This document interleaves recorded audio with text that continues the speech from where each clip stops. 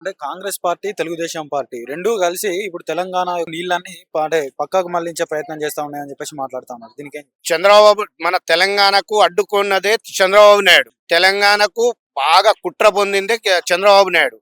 ఇసపూరితంగా ఉన్నాడు. ఆయనతోనే ఆయన శిష్యుడు ఈయన ఒక పార్టీలో ఉండడు.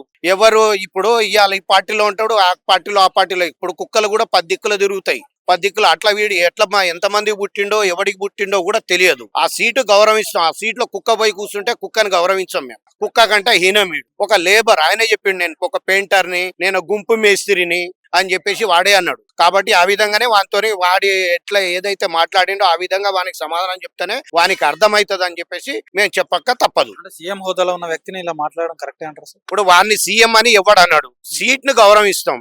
వాడు కుక్క కంటే హీనం. వాడు ఒక మనిషికి పుట్టినట్టు మాకు కనిపించట్లేడు. అంటే మన మనిషి అంటే ఒక మాట మీద ఉంటాడు. 420 హామీలు ఇచ్చినవు నువ్వు, 6 గ్యారంటీలు. 18 ఏళ్ళు దాటిన మహిళలకు 2500 ఇస్తా అని చెప్పేసి ఇంతవరకు ఇయ్యలేదు. 1 కోటి మంది మహిళలని కోటేశ్వరరాలు చేస్తా అంటాడు. ఒక్కొక్క మహిళ ₹1 ఇస్తాడా? వాడు ఇస్తాడా? ఎక్కడి తెచ్చి ఇస్తాడు? బిడ్డను తల్లి తండ్రి కడుపులో పుట్టినప్పుడు ఎన్ని ఎకరాల భూమి ఉందో అంతే మిగులుతుంది నీకు. మిగిలింది మా ప్రభుత్వం వస్తుంది. వచ్చినాక నీకు చిల్లి గవ్వ కూడా మిగిలియం. నీకు ఏదైతే మూసి కోసం 1,50,000 కోట్లు పెడుతున్నావో అది 1,50,000 కోట్లు కాదండి, దానికి 12,000 కోట్లే మూసి సుందరీకరణకు. దానికి ఇంకొక 2,000 కోట్లు వేసుకుంటే 14,000 కోట్లు. మా సార్ కేటీఆర్ గారు, వర్కింగ్ ప్రెసిడెంట్ గారు క్లియర్ కట్ గా చెప్పిండ్రు. దానికి 1,50,000 కోట్లు ఎందుకు? ఎవరికి జేబులో పోతున్నాయండి? ఎవరి జేబులో పోతున్నాయి? ఇంకొకటి, నువ్వు ఇప్పుడు కేసీఆర్ 2,58,000 పైచిలు ఇల్లు కట్టిండు, డబుల్ బెడ్రూమ్. నువ్వు ఇల్లు ఎక్కడ తట్టెడు మట్టి తీయలేదు, ఒక ఇటుక పెళ్ళ పెరవలేదు.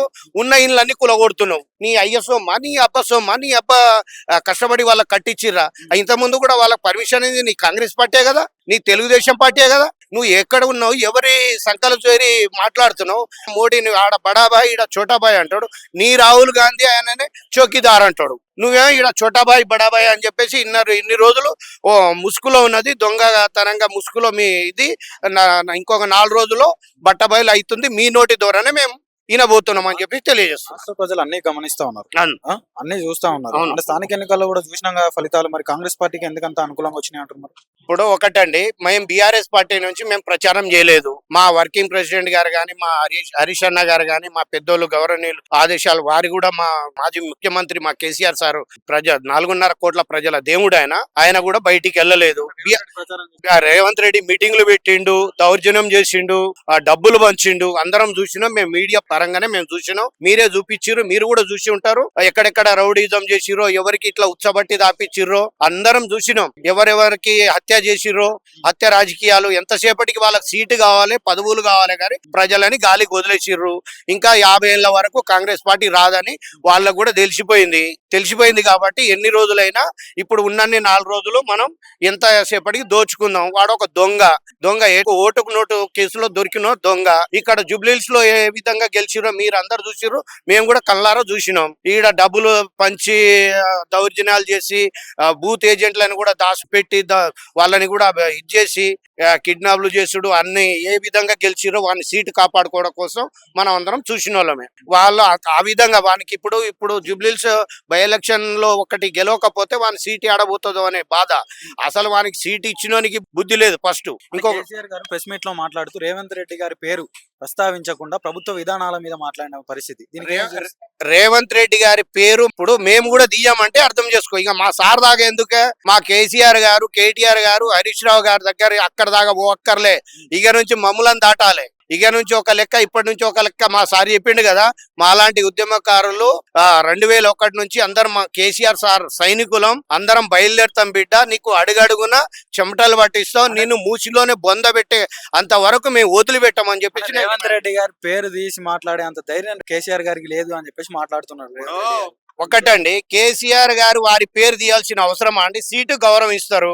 ఇప్పుడు సీటు గౌరవిస్తాం కానీ ఒక చిల్లర పని చేసేటో హవరా కానీ, ఒక గంజాయి డ్రగ్స్ వాడేటోళ్ళు ఒక హవరాగాళ్ళకు కూడా పేరు గౌరవిస్తారా? ఒక హవరా కంటే ఈయనం వానికి ఎట్లా గౌరవిస్తామండి? మనం ఎట్లా గౌరవిస్తాం? కాంగ్రెస్ పార్టీ అనేది తెలంగాణకు దరిద్రము. స్టార్టింగ్ నుంచి ఇప్పటి వరకు కాంగ్రెస్ పార్టీ అంటేనే తెలంగాణకు పట్టిన చిడపురుగు, దరిద్రం అని చెప్పేసి తెలియజేస్తుంది. చెప్పండి, మొన్న కేసీఆర్ గారు ప్రెస్ మీట్ లో మాట్లాడుతూ ఇయ్యాల నుంచి ఒక లెక్క రేపటి నుంచి ఒక లెక్క అని చెప్పేసి మాట్లాడుతున్నాడు. దీనికి సంబంధించి ఏం చెప్పొచ్చు? ఒకటే అండి, కాంగ్రెస్ పార్టీకి ప్రభుత్వం పని చేయండి అని చెప్పేసి ప్రజలు పని చేయమని చెప్పేసి ఒప్పజెప్పారు. ప్రభుత్వం చేపట్టిర్రు. ఆ ప్రభుత్వం చక్కగా నడపట్లేరు. కాబట్టి మనం కొట్లాడి తెచ్చుకున్న తెలంగాణ దేనికి? నీళ్లు, నిధులు, నియామకాల కోసము. 4.5 కోట్ల ప్రజలకు న్యాయం జరగాలి. ఉద్యమాలు చేసి ఎంతో పోరాడి ఎంతో మంది బలిదానాలతోనే మన కేసీఆర్ సార్ అడుగుజాడన నడిచి వారి మాటలని తూటాలుగా మార్చుకొని ఎంతో మంది అందరు ఉద్యమిస్తూనే తెలంగాణ వచ్చింది కేసీఆర్ సార్ సమక్షంలో. అంటే కేసీఆర్ గారు చెప్పేది ఏంటంటే, మనకు తెలంగాణకు అన్యాయం జరుగుతుంది కదా, అన్యాయం జరుగుతున్నా గానీ మీరు చేతులు కట్టుకొని మూసుకుంటున్నారు ఎందుకు అని చెప్పేసి అడిగిండు. వాస్తవం అది. ఎందుకంటే ఈ రోజు నుంచి ఒక లెక్క, రేపటి నుంచి ఒక లెక్క అనే దానికి మేము కూడా ఇప్పుడు ఇన్ని రోజుల నుంచి ఉద్యమకారులు అంతా వెయిట్ చేస్తున్నాం. 2001 నుంచే ఉద్యమం నుంచి ఉన్నాం కాబట్టి మేము కూడా వాళ్ళకు మొన్న సార్ క్లియర్ కట్ గా చెప్పిర్రు, మీకు ఒక మినిమం ఒక 2 నెలలు టైం ఇవ్వాలి, ఏం చేస్తారో చూద్దామని. ఏం చేసారు? రాష్ట్రాన్ని ఇంత ముందు ఫస్ట్ నుంచి లాస్ట్ వరకు తెలంగాణకు దరిద్రమే కాంగ్రెస్ పార్టీ. వాళ్ళు సర్వనాశనం చేసిర్రు, భారతదేశానికి చేసిర్రు, ఇటు మన తెలంగాణ రాష్ట్రాన్ని నాశనం చేసిర్రు. ఇప్పుడు ఆ 10 ఏళ్లలో నెంబర్ 1 రాష్ట్రంగా తీర్చిదిద్దిన రాష్ట్రాన్ని మళ్ళా 10 ఏళ్ళు వెనకకు పడేసిర్రు. ఏం చేయట్లేరు కాబట్టి ఇక నుంచి ఒక లెక్క, రేప నుంచి ఇంకొక లెక్క అని చెప్పేసి చెప్పడం జరిగింది.